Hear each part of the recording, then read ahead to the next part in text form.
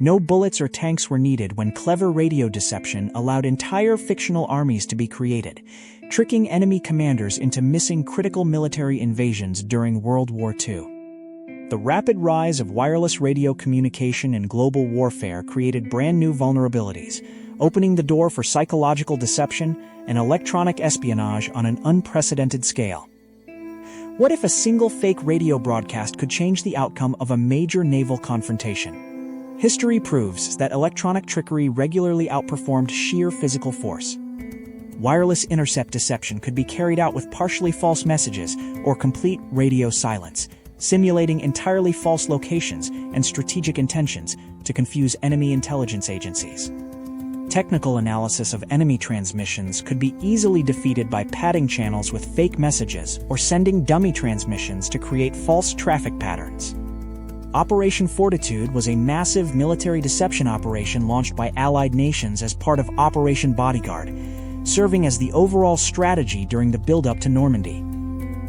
Formulated during the crucial months leading up to the 1944 Normandy landings, Fortitude was divided into two distinct subplans, North and South, designed to mislead the Axis powers. The primary objective of Fortitude was misleading the German High Command regarding the true geographic location of the upcoming Allied invasion across the English Channel. Fortitude had evolved directly from original plans submitted in late 1943 by Noel Wild, the head of Ops B, and John Bevan from the London Controlling Section.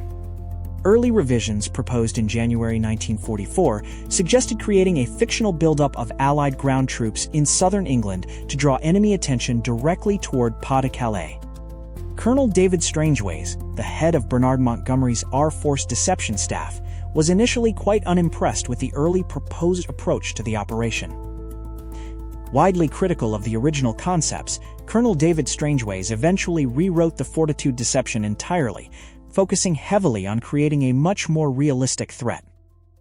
Both Fortitude plans involved the meticulous creation of phantom field armies based in Edinburgh and southern England, threatening Norway and the Pas-de-Calais coast.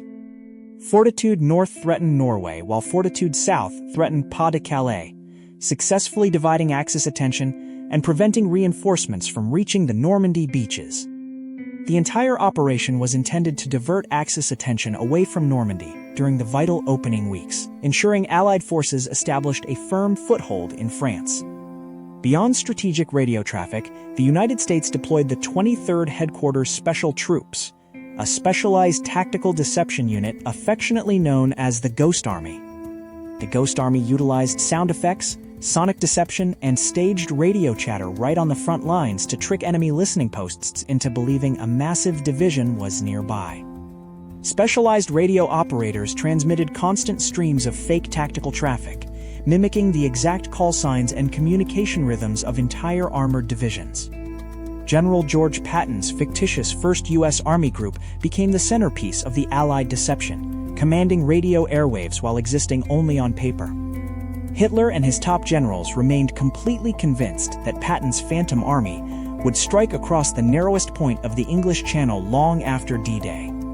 These elaborate radio deception operations kept vital German panzer divisions far from Normandy during those crucial first days, saving thousands of Allied lives.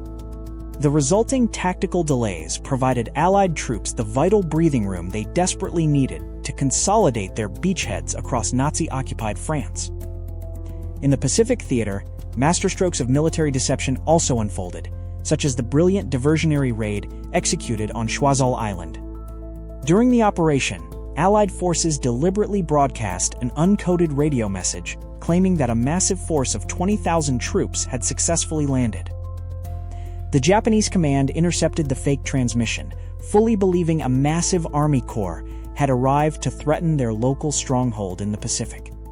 Reacting to the phantom threat, Japanese commanders rapidly shifted their strategic reserves to counter the non-existent 20,000-man invasion force. Behind every successful radio deception lay the specialized technical craft of operator fists, the unique rhythmic typing style of individual Morse code operators. Skilled Allied radio operators meticulously mimicked specific typing rhythms and personal quirks to make fake operators sound completely authentic to enemy intelligence. Enemy intelligence analysts relied heavily on recognizing individual operators by their distinct sending patterns, making this mimicry essential for selling the illusion. Radio networks were flooded with dummy transmissions that mirrored standard operational tempo, ensuring enemy traffic analysis algorithms detected no unusual anomalies. By generating artificial spikes in communication volume at strategic hours, deceptive units successfully masked real troop movements happening elsewhere on the front. Military deception succeeded because enemy commanders invariably saw what they expected and wanted to see, reinforcing their own preconceived strategic biases. Long before modern electronic warfare existed, these pioneering signal tricksters proved that invisible electromagnetic waves could be more powerful than physical artillery. Strategic radio silence was deployed just as effectively as loud chatter, making entire armies seemingly vanish from enemy intercept logs overnight. When enemy intelligence fell for these elaborate radio ruses, entire defensive lines were left undermanned, sealing the fate of crucial regional campaigns. Mastering the airwaves required absolute coordination between frontline deception units, central planning staffs, and high-level command authorities. Similar radio ruses were successfully executed across the Mediterranean theater, distracting Axis forces from amphibious assaults in Italy and southern France. Expansive networks of decoy transmitters broadcasted across the British Isles, creating a sprawling illusion of military might that baffled foreign interceptors. The men operating these deceptive radio networks faced intense pressure, knowing a single hesitation or mistake could expose the entire strategic falsehood. Every word transmitted over the fake channels was carefully scripted by intelligence officers to sound like mundane, authentic military chatter.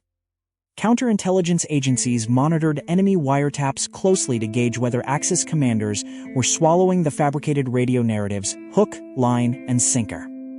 These wartime experiments permanently transformed signals intelligence, proving that information supremacy was just as vital as armored superiority. Maintaining absolute operational security around these fake broadcasts required strict compartmentalization, ensuring few soldiers knew the full scope of the ruse. The psychological impact on enemy commanders was profound, breeding widespread paranoia and hesitation whenever unexpected radio traffic surged. Deployed across diverse front lines, decoy radio units constantly shifted positions to keep enemy direction-finding equipment guessing. Synchronized broadcast deception demanded split-second timing, ensuring multiple fake stations sounded like a cohesive, active military corps. The legacy of Operation Fortitude endures as one of the most successful military deceptions in recorded history, showcasing the triumph of intellect over force.